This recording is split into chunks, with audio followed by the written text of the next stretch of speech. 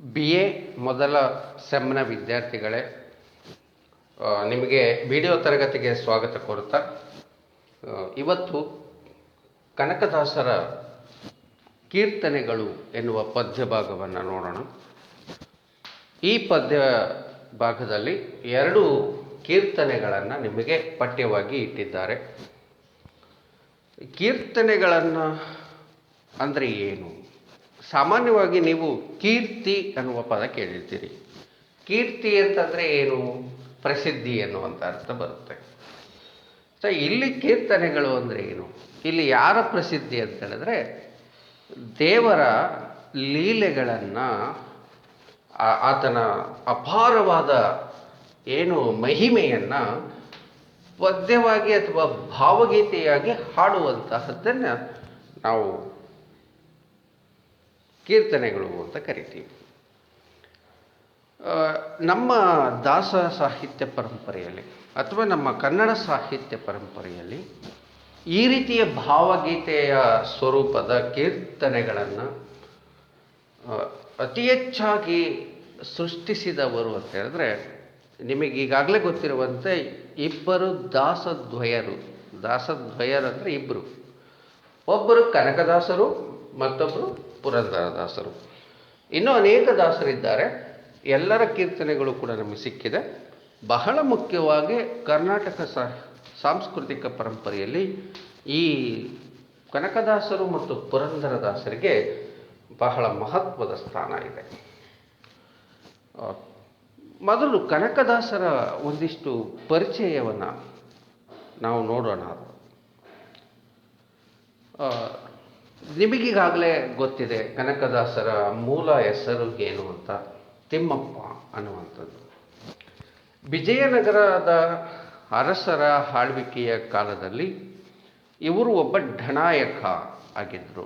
ಢನಾಯಕ ಅಂತಂದರೆ ಸುಮಾರು 10,000 ಸೈನ್ಯಕ್ಕೆ ಒಬ್ಬ ಒಡೆಯನನ್ನು ಢನಾಯಕ ಅಂತ ಕರೀತಾರೆ. ಈ ವಿಜಯನಗರ ಸಾಮ್ರಾಜ್ಯದ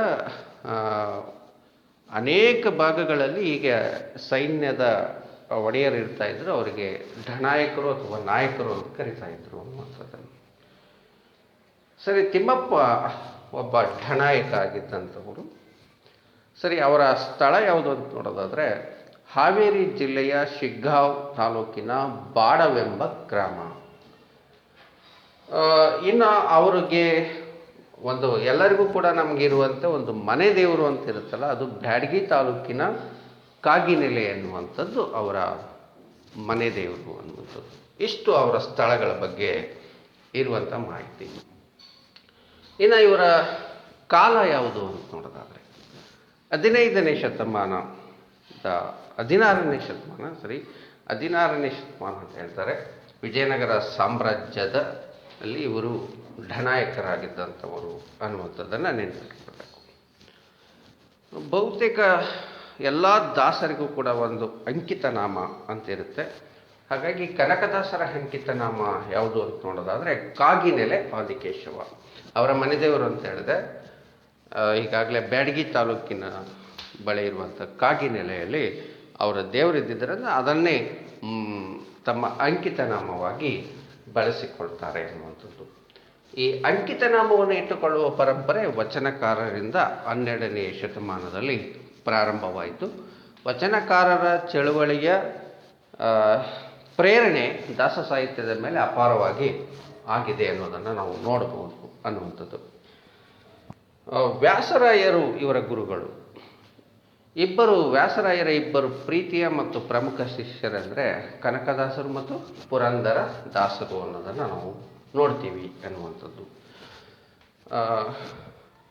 ಇಷ್ಟು ಇವರ ಇದಾದರೆ, ಆದರೆ ಇವರ ಬಗ್ಗೆ ಒಂದು ಐತಿಹ್ಯವಿದೆ. ಯಾಕೆ ಇವರಿಗೆ ತಿಮ್ಮಪ್ಪ ಅನ್ನುವಂಥ ಹೆಸರು ನಮ್ಮ ಬದಲಾಗಿ ಕನಕದಾಸ ಅನ್ನುವಂಥ ಹೆಸರು ಯಾಕೆ ಬಂತು ಅನ್ನುವಂಥ ಬಗ್ಗೆ ಒಂದು ಐತಿಹ್ಯ ಅಂತ ಹೇಳ್ತೀನಿ. ಘಟನೆ ಇದೆ.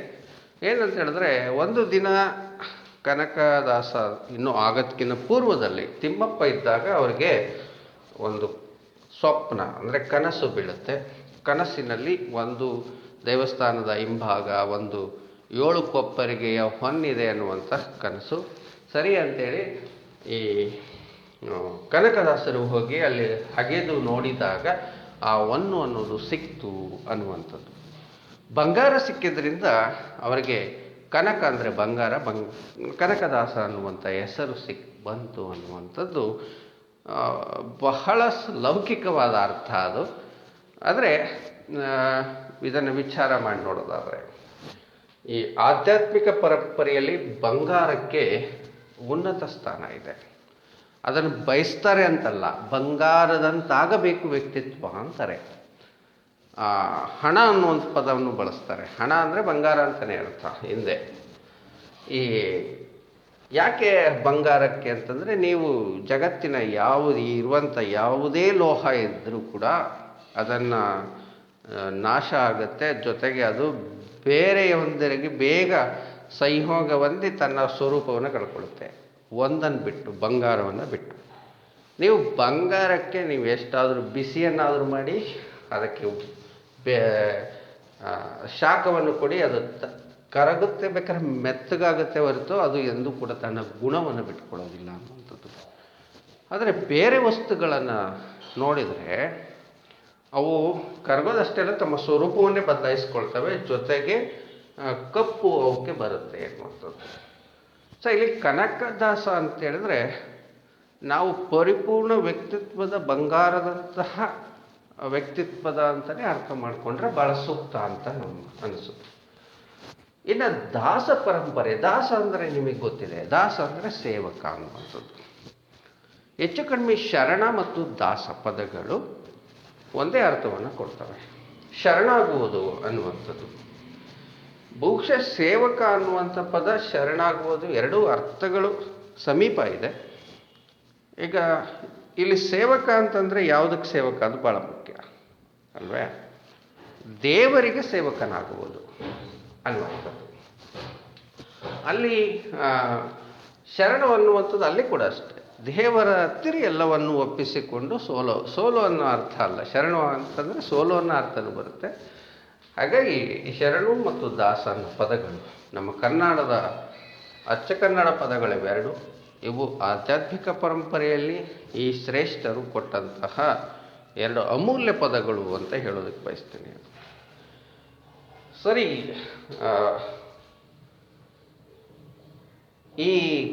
ಇದೆಷ್ಟೆಲ್ಲ ಹಿನ್ನೆಲೆಯನ್ನು ತಿಳಿದುಕೊಂಡ ನಂತರ ಇವರಿಗೆ ಒಂದು ಭಾಳ ಮುಖ್ಯ, ಬಂಗಾರ ಸಿಕ್ಕ ಮೇಲೆ ಮನುಷ್ಯನ ನೋಡಿ ವಿಚಿತ್ರ ಅಂತ ಹೇಳಿದ್ರೆ, ಯಾರಿಗಾದರೂ ಹಣ ಸಿಕ್ಕಾಗ ಬೇರೆ ರೀತಿಯ ಬದಲಾವಣೆ ಆಗುತ್ತೆ. ಅಹಂಕಾರ ಬರ್ಬೋದು, ಮದ ಬರ್ಬೋದು. ನಮಗೆ ಅದೊಂದು ಗಾದೆ ಮಾತಿದೆ, ಅಲ್ಪನಿಗೆ ಐಶ್ವರ್ಯ ಸಿಕ್ಕರೆ ಅರ್ಧ ರಾತ್ರಿಯಲ್ಲಿ ಕೊಡೆ ಹಿಡ್ದ ಅನ್ನುವಂಥದ್ದು. ಆದರೆ ವಿದ್ಯಾರ್ಥಿಗಳೇ, ಇವರಿಗೆ ಬಂಗಾರ ಸಿಕ್ಕಾಗ ಜ್ಞಾನೋದಯ ಆಗುತ್ತೆ. ಸ್ವಪ್ನದಲ್ಲಿದ್ದದ್ದು ನಿಜ ಆಯ್ತಲ್ಲ, ಇದೇನು ಒಂದು ಪವಾಡ ಅಂತ ಅನ್ಕೋತಾರೆ. ಇದಕ್ಕೆಲ್ಲ ದೈವ ಕಾರಣ ಅನ್ಕೋತಾರೆ. ಹಾಗಾಗಿ ತನ್ನ ಮನೆ ದೇವರಾದಂಥ ಕಾಗಿನಲ್ಲಿ ಆದಿಕೇಶವನನ್ನು ಕಂಡುಕೊಳ್ತಾರೆ. ಹೀಗೆ ಕಂಡುಕೊಂಡ ನಂತರ ಅವ್ರಿಗೆ ಕೃಷ್ಣನ ಆರಾಧಕರಾಗ್ತಾರೆ, ವಿಷ್ಣುವಿನ ಆರಾಧಕರಾಗ್ತಾರೆ. ಅದಾದ ಮೇಲೆ ಅವರ ಮುಂದಿನ ಹಂತದಲ್ಲಿ ಮತ್ತೆ ಅವರು ವಿಷ್ಣುವನ್ನು, ಕೃಷ್ಣನನ್ನು ದರ್ಶನ ಮಾಡೋದಕ್ಕೆ ಉಡುಪಿಗೆ ಹೋಗ್ತಾರೆ. ಅಲ್ಲೊಂದು ಕಥೆಗಳು ಬರುತ್ತೆ. ಆ ಕನಕನ ಕಿಂಡಿಯ ಕತೆ ನಿಮಗೆಲ್ಲ ವಿದ್ಯಾರ್ಥಿಗಳಿಗೆ ಗೊತ್ತಿರುತ್ತೆ, ನಾನು ಮತ್ತೆ ಹೆಚ್ಚು ಹೇಳೋದಿಲ್ಲ. ಅದಾದ ನಂತರ ಉಡುಪಿಯಿಂದ ಬಂದ ನಂತರ ಅವರು ನೇರವಾಗಿ ವಿಜಯನಗರದ ವ್ಯಾಸರಾಯರ ಹತ್ರ ಬರ್ತಾರೆ. ವ್ಯಾಸರಾಯರು ಇವರನ್ನು ಶಿಷ್ಯರಾಗಿ ಸ್ವೀಕರಿಸ್ತಾರೆ. ಶಿಷ್ಯರಾಗಿ ಸ್ವೀಕರಿಸಿದ ಮೇಲೆ ತಮ್ಮ ಹಳೆಯ ನಾಮ ತಿಮ್ಮಪ್ಪ ಅನ್ನುವುದರ ಬದಲಿಗೆ ಕನಕ ಅನ್ನುವಂಥ ಹೆಸರನ್ನು ಕೊಡ್ತಾರೆ. ಇವರ ಹಿನ್ನೆಲೆಯನ್ನು ತಿಳಿದುಕೊಂಡು ಆ ನಂತರ ಅವರು ಕನಕದಾಸರಾಗಿ ಕನ್ನಡ ನಾಡಿನಲ್ಲಿ ಪ್ರಸಿದ್ಧರಾಗ್ತಾರೆ ಅನ್ನುವಂಥದ್ದು. ನಾನೀಗಾಗಲೇ ಹೇಳಿದೆ, ಕನಕ ಅಂತಂದರೆ ನಮಗೆ ಅದು ಒಂದು ಕಡೆ ಭೋಗದ ವಸ್ತು ಆದರೂ ಕೂಡ ಇನ್ನೊಂದು ಕಡೆ ಪರಿಪೂರ್ಣ ಆಧ್ಯಾತ್ಮಿಕ ವ್ಯಕ್ತಿಯ ವ್ಯಕ್ತಿತ್ವವನ್ನು ಕೂಡ ಕನಕ ಅನ್ನೋದು ನಿರ್ದೇಶಿಸುತ್ತದೆ ಎನ್ನುವಂಥದ್ದು. ಶುದ್ಧ ಅಪರಂಜಿತ ವ್ಯಕ್ತಿತ್ವ ಅನ್ನುವಂಥ ಅರ್ಥದಲ್ಲಿ ಈ ಬಂಗಾರ ಅನ್ನೋದು ಯಾವತ್ತೂ ಕೂಡ ಬಳಕೆಯಾಗುತ್ತೆ ಎನ್ನುವಂಥದ್ದು ನಾವು ನೆನಪಿನಲ್ಲಿಟ್ಕೊಳ್ಬೇಕು. ನಾನು ಅದಕ್ಕೆ ಹೇಳಿದೆ, ಬಂಗಾರದಂಥ ವ್ಯಕ್ತಿತ್ವವನ್ನು ಪಡೆದುಕೊಳ್ಳುವುದೇ ಜೀವನದ ಉದ್ದೇಶ ಆಗಿರುತ್ತೆ ಎನ್ನುವಂಥದ್ದು. ಸರಿ, ಕನಕದಾಸರು ಬರೀ ಸಂತ ಶ್ರೇಷ್ಠರು ಮಾತ್ರವಲ್ಲ, ಕವಿಗಳಾಗಿಯೂ ಕೂಡ ಕನ್ನಡ ಸಾಹಿತ್ಯ ಲೋಕದಲ್ಲಿ ಚಿರಪರಿಚಿತರಾದಂಥವರು. ಅವರು ಒಂದು ಅಮೂಲ್ಯವಾದ ಒಂದು 4 ಕೃತಿಗಳನ್ನು ರಚಿಸಿದ್ದಾರೆ. 5 ಕೃತಿಗಳು: ಹರಿಭಕ್ತಿ ಸಾರ, ಮೋಹನ ತರಂಗಿಣಿ, ರಾಮಧಾನ್ಯ ಚರಿತ್ರೆ, ನಳ ಚರಿತ್ರೆ ಹಾಗೂ ನರಸಿಂಹಸ್ತವ ಅನ್ನುವಂಥದ್ದು. ಈ ಬ್ರಾಕೆಟಲ್ಲಿರುವಂಥದ್ದು ಅದು ಛಂದಸ್ಸನ್ನು ಸೂಚಿಸುತ್ತೆ ಎನ್ನುವಂಥದ್ದನ್ನು ನೋಡೋದಾದರೆ, ಇದಿಷ್ಟು ಸಾಹಿತ್ಯ ವಿಚಾರಗಳು, ಸಾಹಿತ್ಯ ಕೃತಿಗಳು ಕನಕದಾಸರ ಒಂದು ಸೃಷ್ಟಿಯಲ್ಲಿ ಬಂದಂಥದ್ದು. ಬಹಳ ಮುಖ್ಯವಾಗಿ ಕೀರ್ತನೆಗಳು ಜನಮಾನಸದಲ್ಲಿ, ನಾಡಿನಲ್ಲಿ ಬಹಳ ಪ್ರಸಿದ್ಧಿಯನ್ನು ಹೊಂದಿವೆ.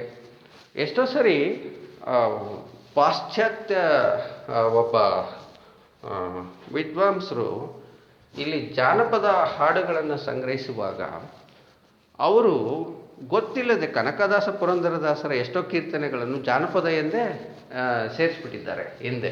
ಯಾಕೆ ಇದು ಅಂತಂದರೆ, ಅಷ್ಟು ಇವರ ರಚನೆಗಳು, ಪದ್ಯಗಳು ಏನಿತ್ತು ಅಂದರೆ ಜನಮಾನಸದಲ್ಲಿ ಜನರ ಬಾಯಲ್ಲಿ ನಲಿದಾಡ್ತಿತ್ತು ಅನ್ನುವಂಥದ್ದು.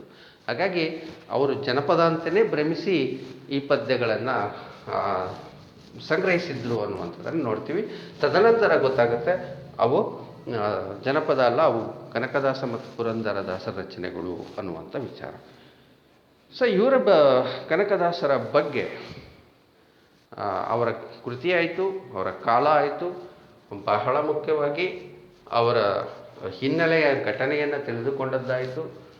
ಇಷ್ಟೆಲ್ಲ ವಿಚಾರಗಳನ್ನು ತಿಳಿದುಕೊಂಡ ನಂತರ ನೇರವಾಗಿ ನಾವು ಅವರ ಕೀರ್ತನೆಗಳಿಗೆ ಹೋಗಬೇಕು. ಈಗಾಗಲೇ ನಾನು ಕೀರ್ತನೆ ಅಂದರೆ ಏನು ಅನ್ನುವಂಥದ್ದನ್ನು ನಿಮಗೆ ತಿಳಿಸಿದ್ದೇನೆ.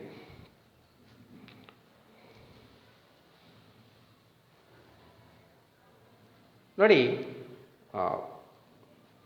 ಮೊದಲನೇ ಕೀರ್ತನೆ ಇದೆ. ಈ ಕೀರ್ತನೆ ಅಂದರೆ ಪದ ಅರ್ಥ ಈಗಾಗಲೇ ಹೇಳಿದೆ, ಪ್ರಸಿದ್ಧಿ ಎನ್ನುವಂಥ ಅರ್ಥ ಇದೆ. ಕೀರ್ತಿ ಅಂದರೆ ಪ್ರಸಿದ್ಧಿ, ಕೀರ್ತನೆ ಅಂತಂದರೆ ಆ ಪ್ರಸಿದ್ಧಿಯನ್ನು ಹಾಡಿ ಹೊಗಳೋದು ಅಂತ. ಭಗವಂತನ ಲೀಲೆಗಳನ್ನು, ಭಗವಂತನ ಮಹಿಮೆಗಳನ್ನು, ಭಗವಂತನ ಕೃಪೆಗಳನ್ನು, ಆತನ ಭಕ್ತರನ್ನು ಉದ್ಧರಿಸಿದ ಒಂದು ಘಟನೆಗಳನ್ನು ಪದ್ಯದ ಮುಖಾಂತರ ಹಾಡಿ ಹೊಗಳುವುದು ಕೀರ್ತನೆ ಅಂತ ಅನಿಸ್ಕೊಳ್ಳುತ್ತೆ. ಕೀರ್ತನೆಯ ರಚನೆ ಹೇಗಿರುತ್ತೆ ಅಂತಂದರೆ, ಮೊದಲಿಗೊಂದು ಪಲ್ಲವಿ ಇರುತ್ತೆ, ಅನುಪಲ್ಲವಿ ಅಂತ ಇರುತ್ತೆ, ಆಮೇಲೆ ಚರಣಗಳು ಇರ್ತವೆ. ಸುಶ್ರಾವ್ಯವಾಗಿ ಭಾವಗೀತಾತ್ಮಕವಾಗಿ ಇವುಗಳನ್ನು ಹಾಡಬಹುದು ಅನ್ನುವಂಥದ್ದು ನಿಮಗೆ ನೆನಪಿರಲಿ. ಈಗ ನಾವು ಮೊದಲನೇದಾಗಿ ಕನಕದಾಸರ ಮೊದಲ ಪದ್ಯವನ್ನು ನೋಡೋಣ. ತಲ್ಲಣಿಸದಿರು ಕಂಡ್ಯ ತಾಳು ಮನವೇ. ತಲ್ಲಣಿಸದಿರು ಕಂಡ್ಯ ತಾಳು ಮನವೇ, ಎಲ್ಲರನ್ನು ಸಲಹುವನು ಇದಕ್ಕೆ ಸಂಶಯವಿಲ್ಲ. ಬೆಟ್ಟದ ತುದಿಯಲ್ಲಿ ಹುಟ್ಟಿದ ವೃಕ್ಷಕ್ಕೆ ಕಟ್ಟೆಯನ್ನು ಕಟ್ಟಿ ನೀರೆರೆದವರು ಯಾರೋ, ಹುಟ್ಟಿಸಿದ ದೇವತಾ ಹೊಣೆಗಾರನಾಗಿರಲು ಗಟ್ಟಿಯಾಗಿ ರಕ್ಷಿಪನು ಇದಕ್ಕೆ ಸಂಶಯವಿಲ್ಲ.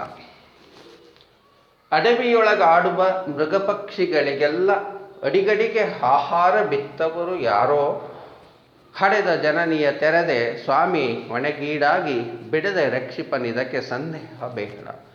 ಕಲ್ಲಿನಲ್ಲಿ ಹುಟ್ಟಿತ ಕೂಗುವ ಕಪ್ಪೆಗೆ ಅಲ್ಲಿ ಆಹಾರವನ್ನು ತಂದೀಯುವವರ್ಯಾರೋ, ಬಲ್ಲಿದನು ಕಾಡಿನಲ್ಲಿ ಆದಿಕೇಶವರಾಯ ಎಲ್ಲರನ್ನು ಸಲಹುವನು ಇದಕ್ಕೆ ಸಂಶಯವಿಲ್ಲ ಅನ್ನುವಂಥ ಪದ್ಯ.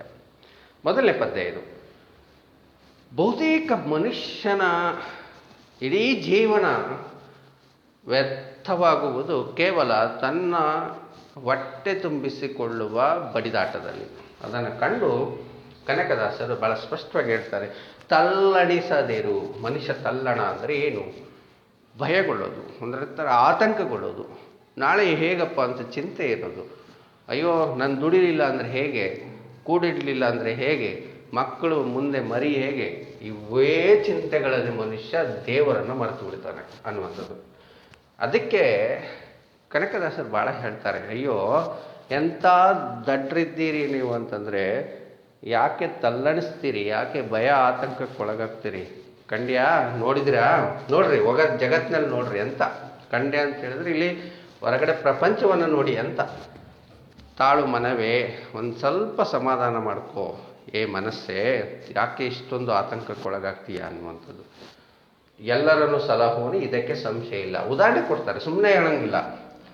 ಎಲ್ಲರನ್ನು ಕಾಪಾಡುವಂಥದ್ದು, ಎಲ್ಲರಿಗೂ ಬೇಕಾದ ಆಹಾರ, ಎಲ್ಲರಿಗೂ ಬೇಕಾದ ಬಟ್ಟೆ ವಸ್ತಿ ಏನಿದೆ ಅದೆಲ್ಲವನ್ನು ಜಗತ್ತಿನಲ್ಲಿ ಮನುಷ್ಯ ಸೃಷ್ಟಿ ಮಾಡಿನೇ, ಮೊದಲು ವ್ಯವಸ್ಥೆ ಮಾಡಿನೇ ನಮ್ಮನ್ನು ಸೃಷ್ಟಿ ಮಾಡಿರುವಂಥದ್ದು. ದುರಾಸೆ ಅಲ್ಲ, ನಮಗೆ ಅಗತ್ಯತೆ ಅಂತ ಹೇಳ್ತಿದ್ದೀನಿ ಅದಕ್ಕೆ. ಹಾಗಾಗಿ ನಾವು ಸಮಾಧಾನ ಇರಬೇಕು. ಅದಕ್ಕೆ ಉದಾಹರಣೆಗಳನ್ನು ಕೊಡ್ತಾರೆ ನೋಡಿ. ಏನು ಉದಾಹರಣೆ? ಅದನ್ನು ನೋಡ್ಕೊಂಡು ತಿಳ್ಕೊಳ್ಬೇಕಂತ. ಬೆಟ್ಟದ ತುದಿಯಲ್ಲಿ ಹುಟ್ಟಿದ ವೃಕ್ಷಕ್ಕೆ, ಒಂದು ಎತ್ತರವಾದ ಬೆಟ್ಟ ಇರ್ತದೆ, ಅದ್ರ ಮೇಲೆ ಒಂದು ವೃಕ್ಷ ಬೆಳೆದಿರ್ತದೆ. ಅಲ್ಲಿಗೆ ಹೋಗಿ ನಾವು ಬೀಜನೂ ಹಾಕಿರೋದಿಲ್ಲ, ಅದಕ್ಕೆ ನೀರು ಹಾಕಿರೋದಿಲ್ಲ, ಗೊಬ್ಬರ ಇಲ್ಲ. ಆದರೂ ತನ್ನ ಪಾಡಿಗೆ ತಾನು ಬೆಳೆದು ಬಿಡುತ್ತೆ ವೃಕ್ಷ. ಅದರ ಯಾರ ಕೃಪೆ ಅದು? ಹಾಗಾದರೆ ಆ ವೃಕ್ಷ ಬೆಳೆಯೋದಕ್ಕೆ, ಅದಕ್ಕೆ ನೀರು, ಗೊಬ್ಬರ, ಆ ಬೀಜ, ಅದು ಹುಟ್ಟಿ ಬೆಳೆದಿದ್ದಕ್ಕೆ ಯಾರ ಕಾರಣರಾದರೆ? ಆ ಸೃಷ್ಟಿಯ ನಿಯಮದಲ್ಲಿ ಏನು ಸೃಷ್ಟಿಯ ನಿಯಾಮಕ ಅಂತೀವಿ, ಸೃಷ್ಟಿಯ ಕರ್ತೃ ಅಂತೀವಿ, ಆಗ ಭಗವಂತನೇ ಕಾರಣ. ಆತ ಸೃಷ್ಟಿಸಿದ ಮೇಲೆ ಕಾಪಾಡುವುದು ಅವನ ಜವಾಬ್ದಾರಿಯೇ ಅಂತ ಅರ್ಥ. ಹಾಗಾಗಿ ಅದು ನೋಡಿ, ಹುಟ್ಟಿಸಿದ ದೇವ ಅದಕ್ಕೆ ಹೇಳ್ತಾನೆ, ತಾವು ಹೊಣೆಗಾರನಾಗಿರಲು ಗಟ್ಟಿಯಾಗಿ ರಕ್ಷಿಪನು, ಇದಕ್ಕೆ ಸಂಶಯವಿಲ್ಲ. ಇದಕ್ಕೆ ಸಂಶಯನೇ ಬೇಡ ನಿಮಗೆ ಅಂತ. ಇಲ್ಲೊಂದು ಪ್ರಶ್ನೆ ಬರುತ್ತೆ, ಹಾಗಾದರೆ ನಾಳೆಯಿಂದ ನಾವು ಏನೂ ಮಾಡೋದು ಬೇಡವಾ? ದೇವರು ನಮ್ಮನ್ನು ಸೃಷ್ಟಿ ಮಾಡಿದ್ದಾನೆ ಅಂತಂದರೆ ಅವನೇ ನಮಗೆ ಎಲ್ಲವನ್ನೂ ಕೊಟ್ಬಿಡ್ತಾನೆ ಅಂತ ಸುಮ್ಮನಾಗ್ಬಿಡೋದಾ ಅಂತಂದರೆ ಹಾಗಲ್ಲ ಅಂತ. ಪ್ರಯತ್ನ ಮಾಡಬೇಕು. ಪ್ರಯತ್ನ ಮಾಡಿದಾಗ ನಮಗೆ ಆಹಾರ ಸಿಗುತ್ತೆ. ಈಗ ಆ ವೃಕ್ಷದ ಉದಾಹರಣೆಯೇ ತಗೊಳ್ಳಿ. ಬೆಟ್ಟದ ಮೇಲಿರುವ ವೃಕ್ಷ ತನ್ನ ಬೇರುಗಳನ್ನು ಆಳವಾಗಿ ಕೆಳಗೆ ಬಿಡ್ತಾ ಹೋಗುತ್ತೆ, ಬೆಳೀತಾ. ಅಲ್ಲಿ ನೀರಿದೆ ಅಂತ ಗೊತ್ತದಕ್ಕೆ, ಹಾಗಾಗಿ ಬೆಳೀತಾ ಹೋಗುತ್ತೆ. ನೀರಿನ ಕಡೆ ಅದರ ಬೆಳವಣಿಗೆ ಇರುತ್ತೆ. ಮೇಲೆ ಗಾಳಿಯನ್ನು ಹೀರಿಕೊಳ್ಳುತ್ತೆ, ಗಾಳಿ ಇದೆ, ಅದು ದೈವ ಕೊಟ್ಟಿದ್ದೆ. ನೀರು ದೈವ ಕೊಟ್ಟಿದ್ದೆ. ಹಾಗಾಗಿ ಮತ್ತು ಈ ಭೂಮಿಯ ಮೇಲಿರುವಂತಹ ಮಣ್ಣಿನಲ್ಲಿರುವ ಅದಕ್ಕೆ ಬೇಕಾದಂತಹ ಪೋಷಕಾಂಶಗಳನ್ನು ಜಗತ್ತು ಸೃಷ್ಟಿ ಕೊಟ್ಟಿದ್ದೆ. ಅದನ್ನು ಬಳಸ್ಕೊಳ್ಬೇಕು. ಅದನ್ನು ಬಳಸ್ಕೊಳ್ಳಿಲ್ಲ ಅಂತ ಹೇಳಿದ್ರೆ ಮರ ತನ್ನಿಂತಾನೇ ನಾಶ ಆಗುತ್ತೆ. ಹಾಗೆ ಮನುಷ್ಯನಿಗೆ ಅವಶ್ಯಕತೆಗಳು, ಗಾಳಿ, ನೀರು, ಬೆಳಕು, ಆಹಾರ ಏನಿದೆ ಅವೆಲ್ಲವನ್ನು ದಯಪಾಲಿಸಿದೆ, ನಮಗೆ ಕೊಟ್ಟಿದೆ. ಏನು ಮಾಡಬೇಕು? ಕಾಯಕ ಮಾಡಬೇಕು, ಸ್ವಲ್ಪ ಕೆಲಸ ಮಾಡಬೇಕು. ನಮ್ಗೆ ಎಷ್ಟು ಬೇಕಷ್ಟು ದುಡಿಬೇಕು. ರೈತ ಆದವನು ದುಡಿತಾನೆ. ಆಯಾ ಕೆಲಸದವರು, ವೃತ್ತಿಯವರು ತಮ್ಮ ದುಡಿಮೆಯನ್ನು ಚೆನ್ನಾಗಿ ಮಾಡಿದ್ರೆ ಅದು ಸಿಗುತ್ತೆ. ಆದರೆ ಸೃಷ್ಟಿ ಮಾಡೋದಕ್ಕೆ ನಮ್ಮ ಕೈಲಾಗೋದಿಲ್ಲ. ಅರ್ಥ ಆಯ್ತಾ? ಹಾಗಾಗಿ ಎಲ್ಲದಕ್ಕೂ ವ್ಯವಸ್ಥೆ ಇದೆ. ಆಹಾರದ ವ್ಯವಸ್ಥೆ ಮಾಡಿದ್ದೆ, ನೀರಿನ ವ್ಯವಸ್ಥೆ ಇದೆ, ಗಾಳಿಯ ವ್ಯವಸ್ಥೆ ಇದೆ. ತಲ್ಲಣ ಬೇಡ ಅನ್ನುವಂಥದ್ದು. ಅಡವಿಯೊಳಗಾಡುವ ಮೃಗ ಪಕ್ಷಿಗಳಿಗೆಲ್ಲ ಅಡಿಗಡಿಗೆ ಆಹಾರವಿತ್ತವರು ಯಾರು? ಎಷ್ಟೊಂದು ಪಕ್ಷಿಗಳಿದೆ ಅಡವಿಯಲ್ಲಿ, ಕಾಡಿನಲ್ಲಿ. ನಮಗೆ ಊಹೆ ಮಾಡೋಕ್ಕಾಗದಷ್ಟು ಲಕ್ಷ ಲಕ್ಷ ಸಂಖ್ಯೆಯ ಪ್ರಭೇದಗಳ ಪಕ್ಷಿಗಳು, ಜೀವಿಗಳು ಈ ಆಕಾಶದಲ್ಲಿ ಸಂಚರಿಸುತ್ತೆ. ನಾವು ನೋಡಿರೋದ ಎಷ್ಟೋ ಪ್ರಭೇದಗಳಿದೆ, ನಾವು ನೋಡಿರೋದ ಎಷ್ಟೋ ರೀತಿಯ ಪ್ರಾಣಿಗಳಿದೆ. ಇದೆಲ್ಲ ಭಗವಂತನ ಸೃಷ್ಟಿ ಅಂತಾರೆ ಕನಕದಾಸರು. ಆ ಸೃಷ್ಟಿ ಮಾಡಿದ ಮೇಲೆ ಅವ್ರಿಗೆ ಮತ್ತೆ ಸುಮ್ಮನೆ ಸೃಷ್ಟಿ ಅಲ್ಲ, ಆಹಾರ ಬೇಕು. ಒಂದು ಇರುವೆಗೂ ಆಹಾರ ಬೇಕು, ಒಂದು ಹುಲಿಗೂ ಆಹಾರ ಬೇಕು, ಆನೆಗೂ ಆಹಾರ ಬೇಕು. ಅಷ್ಟೆಲ್ಲ ಜೀವರಾಶಿಗಳು ನೋಡಿ, ಅವು ಎಷ್ಟು ನೆಮ್ಮದಿಯಿಂದ ಇದ್ದಾವೆ ಅಂತ ಹೇಳಿದ್ರೆ, ಅವು ನಾಳೆಗೆ ಅಂತೇಳಿ ಯೋಚನೆಯೇ ಮಾಡೋದಿಲ್ಲ ಅವು. ಯಾಕಂದರೆ ನಿಜವಾದ ಅರ್ಥದಲ್ಲಿ ಪ್ರಾಣಿಗಳಿಗೆ ಈ ತತ್ವ ಇದೆಯಲ್ಲ, ಅವು ಆರಾಮಾಗಿರ್ತವೆ. ಆಹಾರ ಅವತ್ತಿನ ಆಹಾರ ಸಿಕ್ಕರೆ ಮುಗಿತಾವೆ ಅಲ್ವಾ? ಆದರೆ ಮನುಷ್ಯ ಮಾತ್ರ ತಲ್ಲಣದಲ್ಲಿದ್ದಾನೆ ಅನ್ನುವಂಥದ್ದು. ಅವನಿಗೆ ಇವತ್ತಿನ ಸಿಕ್ಕರೆ ಆಗೋದೇ ಇಲ್ಲ, ನಾಳೆದೂ ಬೇಕು, ನಾಡಿದ್ದು ಬೇಕು, ಇನ್ನೂ 1 ವರ್ಷಕ್ಕೋ, ಇನ್ನೂ 10 ವರ್ಷಕ್ಕೋ, 100 ವರ್ಷಕ್ಕೋ, ಮೊಮ್ಮಕ್ಕಳಿಗೋ ಎಲ್ಲರಿಗೂ ಆಗುವಷ್ಟು ಇವತ್ತೇ ಬೇಕು ಅಂತ ನಾವು. ಹಾಗಾಗಿ ಸಮಸ್ಯೆ ಆಗಿರೋದು. ಹಾಗಾಗಿ ತಲ್ಲಣ ಮನುಷ್ಯನಿಗೆ, ಹಾಗಾಗಿ ಬಡಿದಾಟ, ಹಾಗಾಗಿ ರಾತ್ರಿ ನಿದ್ದೆ ಇಲ್ಲ, ಹಾಗಾಗಿ ಬರೀ ಯೋಚನೆಗಳಿದೆ. ಹಾಗಾಗಿ ಎಲ್ಲವನ್ನು ಕೆಟ್ಟು ಎಲ್ಲ ತನ್ನ ಜೀವನವನ್ನು ಹಾಳು ಮಾಡಿಕೊಂಡಾದರೂ ಆತ ದುಡಿಬೇಕು ನಾಳೆಗೆ ಅಂತೇಳಿ ಹೋಗ್ತಾನೆ ಅನ್ನುವಂಥದ್ದು. ಇಂಥವ್ರು ನೋಡಿಯೇ ಬಹುಶಃ ಕನಕದಾಸರು ತಲ್ಲಣ ಬೇಡ ಅಂತ ಹೇಳ್ತಿದ್ದಾರೆ ಅನ್ನುವಂಥದ್ದು. ಸರಿ, ಅಡಿಗಡಿಗೆ ಆಹಾರ, ಹೆಜ್ಜೆ ಅಡಿ ಅಂದರೆ ಹೆಜ್ಜೆಗೂ ಆಹಾರ ಸಿಗುತ್ತೆ. ಪಕ್ಷಿ ಒಂದು ಮರದಿಂದ ಇನ್ನೊಂದು ಮರಕ್ಕೆ ಹೋಗಿ ಅಲ್ಲೇನೋ ಹಣ್ಣು ತಿನ್ನುತ್ತೆ, ಇನ್ನೊಂದು ಕಡೆ ಹೋಗುತ್ತೆ. ಅವೆಲ್ಲ ವ್ಯವಸ್ಥೆ ಯಾಕೆ ಮಾಡಿದೆ ದೇವರು? ಮರಕ್ಕೆ ಹಣ್ಣು ಅಂತ ಯಾಕೆ ಮಾಡಿದೆ? ಅದಕ್ಕೆ ಯಾಕೆ ಮಾಡಿದೆ ಅನ್ನುವಂಥದ್ದೆಲ್ಲದೂ ವಿಚಾರ ಮಾಡಿ ನೋಡಿದಾಗ ನೋಡಿ ಎಷ್ಟು ಚಂದ ಹೊಂದಾಣಿಕೆ ಇದೆ. ಮರ ಹಣ್ಣು ಬಿಡುತ್ತೆ, ಎಲ್ಲೋ ಇರುವಂತಹ ಒಂದು ಪ್ರಾಣಿ ಬಂದು ಅಥವಾ ಪಕ್ಷಿ ಬಂದು ಹಣ್ಣು ತಿನ್ನುತ್ತೆ, ಬೀಜ ತಿನ್ನುತ್ತೆ, ಅದರ ಆಹಾರ ವ್ಯವಸ್ಥೆ. ಸೊ ಹೀಗೆ ಭಗವಂತ ನಿಮ್ಮನ್ನು ಸೃಷ್ಟಿಸಿದ್ದಾನೆ ಅಂದರೆ ನಿಮಗೆ ಬೇಕಾದ ಆಹಾರವನ್ನು ಕೂಡ ಅವನು ಸೃಷ್ಟಿಯನ್ನು ಮಾಡಿಯೇ ನಿಮ್ಮನ್ನು ಸೃಷ್ಟಿಸಿದ್ದಾನೆ ಅನ್ನುವಂಥದ್ದು. ಹಡೆದ ಜನನೀಯ ತೆರದೆ ಭಾರಿ ಮುಖ್ಯವಾಗಿ ಹೇಳ್ತಾರೆ. ಭಗವಂತ ತಾಯಿ ಇದ್ದಂಗೆ. ತಾಯಿ ನಿಮ್ಮನ್ನು ಹೆತ್ತಿದ್ದಾಳೆ ಅಂತಂದ್ರೆ, ತಾಯಿ ನಿಮ್ಮನ್ನು ಹೆತ್ತು ಹೇಗೆ ಸಾಕ್ತಾಳೆ ಅನ್ನೋದನ್ನು ನೀವು ಕಲ್ಪನೆ ಮಾಡ್ಕೊಳ್ಳಿ ಅಲ್ವಾ. ಒಂದು ಕ್ಷಣ ನೀವು ಹತ್ರ ಒಂದಿಷ್ಟು ಅಂದರೆ ಸಾಕು, ಓಡಿ ಬಂದು ತನ್ನ ಹಾಲು ಕುಡಿಸಿ ಬೆಳೆಸ್ತಾಳೆ ಅನ್ನುವಂಥದ್ದು. ಅಷ್ಟೇ ಅಲ್ಲ, ದೊಡ್ಡವರಾದ್ಮೇಲೂ ಕೂಡ ತಾಯಿ ನಿಮ್ಮ ಆಹಾರ, ನಿಮ್ಮ ಹೊಟ್ಟೆಯ ಬಗ್ಗೆನೇ ಯೋಚನೆ ಮಾಡ್ತಾಳೆ, ನಿಮ್ಮ ಊಟದ ಬಗ್ಗೆನೇ ಯೋಚನೆ ಮಾಡ್ತಾಳೆ ತಾಯಿ ಅನ್ನುವಂಥದ್ದು. ಯಾಕೆ ಅಂತ ಹೇಳಿದ್ರೆ ತಾಯಿಗೆ ಆ ಒಂದು ಶಕ್ತಿ ಇರೋದ್ರಿಂದಲೇ ನಾವೆಲ್ಲ ಬದುಕಿ ಬಂದಿರೋವಂಥದ್ದು. ವಾತ್ಸಲ್ಯ, ಪ್ರೀತಿ ಇರೋದ್ರಿಂದ. ದೇವರಿಗೂ ಅದೇ ಇದೆ ವಾತ್ಸಲ್ಯ. ಆ ದೇವರಿಗೂ ಈ ಸೃಷ್ಟಿಯ ಬಗ್ಗೆ ತನ್ನ ಸೃಷ್ಟಿ ಅಂತ, ದೇವರ ಸೃಷ್ಟಿ ಅಂತ ನಂಬ್ತಾರೆ ಕನಕದಾಸ. ಹಾಗಾಗಿ ತನ್ನ ಸೃಷ್ಟಿಯ ಮೇಲೆ ನಾವೆಲ್ಲ ದೇವರ ಮಕ್ಕಳು ಅಂತ ಅಂದಮೇಲೆ ಅವನಿಗೆ ಎಷ್ಟು ಅಭಿಮಾನ, ಪ್ರೀತಿ ಇರಬೇಕು ನಮ್ಮ ಮೇಲೆ. ಹಾಗಾಗಿ ಅಲ್ಲಿ ಬಿಡದೆ ನೋಡಿ, ಹಡೆದ ಜನನೀಯ ತೆರದೆ ಸ್ವಾಮಿ. ಸ್ವಾಮಿ ಅಂತಂದರೆ ನಮ್ಮ ಒಡೆಯ, ಹೌದಾ, ದೇವರು. ಹೊಣೆಗೀಡಾಗಿ, ಹೊಣೆ ಇದೆ ಅವನಿಗೆ, ಜವಾಬ್ದಾರಿ ಇದೆ, ಅರ್ಥ ಆಯ್ತಾ, ಅವನ ಜವಾಬ್ದಾರಿ ಇದು. ಹಂಗಂತ ನಮ್ದೇನು ಜವಾಬ್ದಾರಿ ಇಲ್ವಾ ಅಂತಂದ ಅದು ಪ್ರಶ್ನೆ ಅಲ್ಲ. ನಮ್ಮದು ಒಂದಿಷ್ಟಿದೆ, ಪ್ರಯತ್ನ ಇರಬೇಕು. ಈಗ ತಾಯಿದು ಉದಾಹರಣೆ ಕೊಟ್ಟಿದ್ದಾರೆ. ಮಗು ಅಳದೇ ಇದ್ದರೆ ತಾಯಿ ನಮ್ಮ ಕಡೆ ನೋಡೋದೇ ಇಲ್ಲ. ಅಳೋದೇ ನಮ್ಮ ಕೆಲಸ, ಕರ್ತವ್ಯ ಅಷ್ಟೇ. ಅಳೋದಂತಂದರೆ ಮತ್ತೆ ಆ ರೀತಿ ಅಲ್ಲ, ನಮ್ಮ ಪ್ರಯತ್ನಗಳನ್ನು ನಾವು ಮಾಡಬೇಕು ಅಂತ ಅರ್ಥ. ಬಿಡದೆ ರಕ್ಷಿಪನ್, ಇದಕ್ಕೆ ಸಂದೇಹ ಬೇಡ. ಯಾವ ಸಂದೇಹವನ್ನು ಇಟ್ಕೋಬೇಡಿ, ನಿಮ್ಮನ್ನು ರಕ್ಷಣೆ ಮಾಡ್ತಾನೋ ಅನ್ನುವಂಥದ್ದು. ಸುಮ್ಮನೆ ರಕ್ಷಣೆ ಮಾಡೋದಿಲ್ಲ, ದೈವದಲ್ಲಿ ನಂಬಿಕೆ ಬೇಕು. ಆ ದೈವದಲ್ಲಿ ಸಂಪೂರ್ಣವಾದ ನಂಬಿಕೆ ಇಟ್ಟು ನನಗೆಲ್ಲ ಒಳ್ಳೆಯದಾಗುತ್ತೆ, ನನಗೆ ಸಿಗುತ್ತೆ, ನನಗೇನು ಸಿಗಬೇಕೋ ಅದು ಸಿಗುತ್ತೆ ಅನ್ನುವಂಥ ಭಾವ ಇದೆಯಲ್ಲ, ಅದು ನಮ್ಮನ್ನು ಒಳ್ಳೇದು ಮಾಡುತ್ತೆ ಅನ್ನುವಂಥದ್ದು. ಕಲ್ಲಿನಲ್ಲಿ ಹುಟ್ಟಿತ ಕೂಗುವ ಕಪ್ಪೆಗೆ, ಭಾಳ ವಿಶೇಷ ಇದು. ಹೇಳ್ತಾರೆ, ಕಲ್ಲಿನ ಒಳಗಡೆ ಇರ್ತದೆ ಅಂತೆ ಕಪ್ಪೆ. ಹೆಂಗೆ ಹೋಯ್ತು ಅಲ್ಲಿಗೆ, ಹೆಂಗೆ ಸೃಷ್ಟಿ ಆಯ್ತದು ಅನ್ನುವಂಥದ್ದು. ಕಲ್ಲಿನ ಒಳಗಡೆ ನೀವು ಬೇಳೂರು ಹಳೆಬೀಡು ಕತೆ ಕೇಳಿದ್ರೆ ಗೊತ್ತಾಗುತ್ತೆ. ಅಲ್ಲಿ ಒಬ್ಬರದು ಕತೆ ಬರುತ್ತೆ ಅಲ್ವಾ. ಅವರು ಕಲ್ಲನ್ನು ಮುಟ್ಟಿ ನೋಡ್ತಾರೆ, ಸವಂಡ ಮೇಲೆ ಹೇಳ್ತಾರೆ ಒಳಗಡೆ ಪೊಳ್ಳಿದೆಯಾ ಗಟ್ಟಿ ಇದೆಯಾ ಅಂತ ಗೊತ್ತಾಗ್ತದೆ. ಒಂದು ಪಕ್ಷ ಪೊಳ್ಳಿತ್ತು ಅಂತ ಇಟ್ಕೊಳ್ರಿ ಕಲ್ಲು, ಅದನ್ನು ಒಡೆದು ನೋಡಿದ್ರೆ ಒಳಗಡೆ ಕಪ್ಪೆ ಇರ್ತವಂತೆ. ಎಷ್ಟು ಸೃಷ್ಟಿಯ ಆಶ್ಚರ್ಯ ನೋಡಿ. ಎಲ್ಲೋ ನೋಡಿ, ನಾನು ಹೇಳ್ತಿರೋದು ಪೂರ್ತಿ ಕಲ್ಲು, ಒಳಗಡೆ ಎಲ್ಲೋ ಒಂದಿಷ್ಟು ಅದಕ್ಕೆ ಕಪ್ಪೆಗೆ ಹೊರಗೆ ಬರೋಕ್ಕೂ ಜಾಗ ಇಲ್ಲ, ಒಳಗೆ ಹೋಗೋಕ್ಕೂ ಜಾಗ ಇಲ್ಲ, ಅದ್ರ ಒಳಗಡೆ ಕಪ್ಪೆ ಇರುತ್ತೆ ಅನ್ನುವಂಥದ್ದು. ನಿಮಗೆ ಆಶ್ಚರ್ಯ ಆಗುತ್ತೆ ವಿದ್ಯಾರ್ಥಿಗಳೇ, ನೀವು ಗಮನಿಸಿದ್ದೀರೋ ಇಲ್ಲ ಗೊತ್ತಿಲ್ಲ, ಎಲ್ಲಿ ಕಪ್ಪೆಗಳು ಅಷ್ಟೊಂದು ಸೌಂಡು ಶಬ್ದ, ಅಷ್ಟೊಂದು ಚಟುವಟಿಕೆ ಇರೋದಿಲ್ಲ. ಒಂದು ಮಳೆ ಆದರೆ ಸಾಕು, ಅವು ಎಲ್ಲಿರ್ತಾವೋ, ಎಲ್ಲಿ ವಾಸವಾಗಿರ್ತಾವೋ, ಎಲ್ಲಿ ಅಡಗಿಕೊಂಡಿರ್ತಾವೋ ಗೊತ್ತಿಲ್ಲ, ನೂರಾರು ಕಪ್ಪೆಗಳು ಹೊರಗಡೆ ಬರ್ತವೆ ಅಲ್ವಾ. ಅವು ಇಲ್ಲಿವರೆಗೆ ಎಲ್ಲಿತ್ತು? ಇದೆಲ್ಲ ಪ್ರಕೃತಿಯ ವಿಸ್ಮಯಗಳು. ಇದೊಂದೇ ಅಲ್ಲ, ತುಂಬ ಇದೆ, ಹೇಳ್ತಾ ಹೋದರೆ ಬೇಡ ನಮಗೆ. ಈ ವಿಸ್ಮಯಗಳನ್ನು ನೋಡಿನೇ ನಾವು ದೇವರನ್ನು ನಂಬಬೇಕಾಗಿದೆ ಅನ್ನುವಂಥದ್ದು. ಸೊ ಅಲ್ಲಿ ಆಹಾರವನ್ನು ತಂದೆ ಇವರ, ಆ ಕಪ್ಪೆ, ಕಲ್ಲು ಒಳಗಿರುವ ಕಪ್ಪೆಗೆ ಹೋಗಿ ಆಹಾರ ಕೊಟ್ಟವರೇ ಅಂತ. ಬಲ್ಲಿದನು ಕಾಗಿನೆಲೆ ಆದಿಕೇಶವರಾಯ. ಬಲ್ಲಿದನು ಬಹಳ ಮುಖ್ಯ, ಎಲ್ಲ ಗೊತ್ತಿದೆ ಅವನಿಗೆ, ಎಲ್ಲಿ ಕಪ್ಪೆ ಇದೆ, ಎಲ್ಲಿ ಯಾರಿದ್ದಾರೆ, ಮನುಷ್ಯ ಏನೇನು ಮಾಡ್ತಿದ್ದಾನೆ, ಈ ಮನುಷ್ಯನಿಗೆ ಏನು ಕೊಡಬೇಕು, ಈ ಮನುಷ್ಯನಿಗೆ ಏನು ಬೇಡ, ಈ ಮನುಷ್ಯನಿಗೆ ಏನು ಬೇಕು, ಎಲ್ಲ ಗೊತ್ತಿದೆ ಅವನಿಗೆ. ಬಲ್ಲಿದನು, ತಿಳ್ಕೊಂಡಿದ್ದಾನೆ ಅವನು ನಮ್ಮ ಸೃಷ್ಟಿಕರ್ತ ಆಗಿದ್ದಾನೆ. ಹಾಗಾಗಿ ಬಲ್ಲಿದನು ಕಾಗಿನೆಲೆಯಾದಿಕೇಶವ. ಕಾಗಿನೆಲೆಯಾದಿಕೇಶವ ಅಂತ ಹೇಳಿದ್ರೆ ಅಲ್ಲಿ ನಾವು ವಿಷ್ಣು ಕೃಷ್ಣ ಅಂತೀವಿ. ಎಲ್ಲರನ್ನು ಸಲಹುವನು, ಇದಕ್ಕೆ ಸಂಶಯವಿಲ್ಲ, ಎಲ್ಲರನ್ನೂ ಕಾಪಾಡ್ತಾನೆ ಅವನು, ಯಾವ ಸಂಶಯನೂ ಇಟ್ಕೋಬೇಡ್ರಿ ಅನ್ನುವಂಥದ್ದು. ಸೊ ಈ ಭಾವ ಬಂದ ಮೇಲೆ ಮನುಷ್ಯನ ಬಡಿದಾಟ ಇದೆಯಲ್ಲ, ಬಡಿದಾಟ ಮೀನ್ಸ್ ಎದಕ್ಕೆ ಬಡಿದಾಡ್ತಾನೆ? ಅಸನ ವಸನ ಅಲ್ವಾ, ಇವಕ್ಕೆ ಬಡ್ದಾಡ್ತಿರ್ತಾನೆ ಅವನು ಯಾವಾಗ 24 ಗಂಟೆ.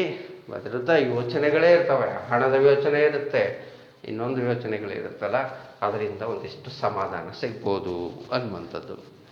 ಬಹುಶಃ ಕನಕದಾಸರ ಒಂದು ಹಿನ್ನೆಲೆಯನ್ನು ನೋಡಿದಾಗ, ಅವರು ಆ ಕನಕ ಸಿಕ್ಕಾಗ, ಬಂಗಾರ ಸಿಕ್ಕಾಗ ಅಲ್ವಾ, ಅವ್ರಿಗನ್ಸಿರುತ್ತೆ ಬಂಗಾರ ಸಿಕ್ಕಾಗ ಅವ್ರಿಗೊಂದು ಸತ್ಯ ಗೊತ್ತಾಗುತ್ತೆ ಅನ್ನುವಂಥದ್ದು. ಈ ವ್ಯರ್ಥವಾಗುವಂಥ ಈ ವಸ್ತುಗಳಲ್ಲಿ ನಿಜವಾಗೂ ಕೂಡ ನಮ್ಮ ಉನ್ನತಿ ಇಲ್ಲ. ನಾವು ಆರಾಮಾಗಿ ಏನಂತ ಹೇಳಿದ್ರೆ, ನಮ್ಮ ಕಾಯಕ ಮಾಡ್ತಾ ಹೋದರೆ ದೇವರು ನಮಗೆ ಕೊಡ್ತಾ ಹೋಗ್ತಾನೆ. ಪ್ರಾಮಾಣಿಕವಾಗಿರಬೇಕು ಅನ್ನುವಂಥದ್ದು. ಇಷ್ಟು ಈ ಪದ್ಯದ ಸಾರಾಂಶ. ಇನ್ನೂ ಏನಾದರೂ ನಿಮಗಿನ್ನೂ ಕೂಡ ಹೆಚ್ಚಿನ ವಿಚಾರಗಳು ಹೊಳಿಬೋದು ವಿದ್ಯಾರ್ಥಿಗಳಾಗಿ, ನನ್ನ ಜೊತೆ ಹಂಚ್ಕೊಳ್ಳಿ. ತುಂಬ ಸಂತೋಷ. ಮತ್ತು ಅನುಮಾನಗಳಿದ್ದರೆ ಪ್ರಶ್ನೆಗಳನ್ನು ಮಾಡಿ. ಎಲ್ಲದಕ್ಕೂ ಮೊದಲಾಗಿ ನೀವು ನನ್ನ ಯೂಟ್ಯೂಬ್ ಚಾನಲ್ಗೆ ಸಬ್ಸ್ಕ್ರೈಬ್ ಆಗಿ ವಿದ್ಯಾರ್ಥಿಗಳೇ. ಪ್ರಥಮ BA ವಿದ್ಯಾರ್ಥಿಗಳು ನೀವು ಯೂಟ್ಯೂಬನ್ನು ಸಬ್ಸ್ಕ್ರೈಬ್ ಮಾಡಿಕೊಳ್ಳಿ. ಪದೇ ಪದೇ ನಾನು ವಿಡಿಯೋಗಳನ್ನು ಹಾಕ್ತಾ ಇರ್ತೀನಿ. ಆ ವಿಡಿಯೋಗಳ ನೋಟಿಫಿಕೇಷನ್ ಬರುತ್ತೆ. ನಿಮ್ಮ ನೋಟಿಫಿಕೇಷನ್ ಬೆಲ್ ಮೇಲೆ ನೀವು ಕ್ಲಿಕ್ ಮಾಡಿರಿ. ನಾನು ವಿಡಿಯೋ ಹಾಕಿದ ತಕ್ಷಣ ನಿಮಗೆ ನೋಟಿಫಿಕೇಷನ್ ಬರುತ್ತೆ. ಈ ವಿಡಿಯೋಗಳನ್ನು ಒಮ್ಮೆ ನೋಡದೆ ಇನ್ನೊಮ್ಮೆ ನೋಡಿ. ಏನಾದರೂ ಮತ್ತೆ ಅನುಮಾನಗಳಿದ್ರೆ ಮತ್ತೆ ಪ್ರಶ್ನಿಸಿ. ಯಾವುದಾದ್ರೂ ಶಬ್ದದ ಬಗ್ಗೆ ಅರ್ಥಗಳು ಗೊತ್ತಿಲ್ಲ ಅಂದರೆ ಅದನ್ನು ಮತ್ತೆ ಕೇಳಿ ಹೇಳ್ತೀನಿ ಅಂತ ಹೇಳ್ತಾ, ಮುಂದಿನ ಪದ್ಯ ಭಾಗದಲ್ಲಿ ಇನ್ನೊಂದು ಪದ್ಯ ಇದೆ. ಮುಂದಿನ ವಿಡಿಯೋದಲ್ಲಿ ಅದನ್ನು ನೋಡೋಣ ವಿದ್ಯಾರ್ಥಿಗಳೇ. ಮತ್ತು ಭಾಳ ಮುಖ್ಯವಾಗಿ ಇದರ ಬಗ್ಗೆ ಹೇಗೆ ಪ್ರಶ್ನೆಗಳನ್ನು ಕೇಳ್ಬೋದು ಅನ್ನೋದ್ರ ಕೂಡ ಮುಂದಿನ ವಿಡಿಯೋಗಳಲ್ಲಿ ಚರ್ಚೆಯನ್ನು ಮಾಡೋಣ ಅನ್ನುವಂಥದ್ದು.